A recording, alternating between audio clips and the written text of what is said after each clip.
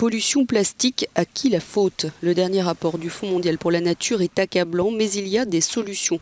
L'étude détaille le chemin à suivre pour mettre fin à la pollution plastique dans la nature en 2030.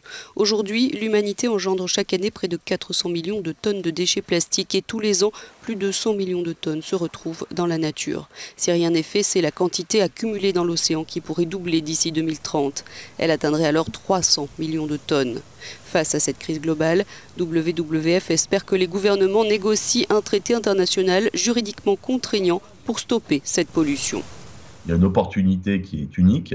Du 11 au 15 mars, aux Nations Unies de l'environnement en Afrique, à Nairobi, les États vont se réunir pour décider s'ils vont commencer, oui ou non, cette négociation pour un traité pour stopper la pollution plastique. Ça permettra de mettre une urgence nécessaire sur cette pollution qui est un problème mondial et global. L'un des problèmes majeurs, c'est que le plastique n'est pas assez cher. Le plastique recyclé ou recyclable, bien trop cher en comparaison.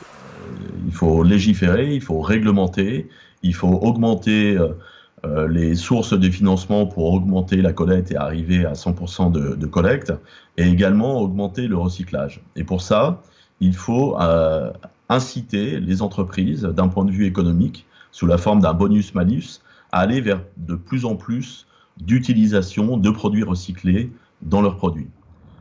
L'impact de cette pollution plastique sur la biodiversité marine est particulièrement frappant. À ce jour, plus de 270 espèces ont été victimes d'enchevêtrements et plus de 240 ont ingéré du plastique, notamment des phtalates, contaminant ainsi toute la chaîne alimentaire.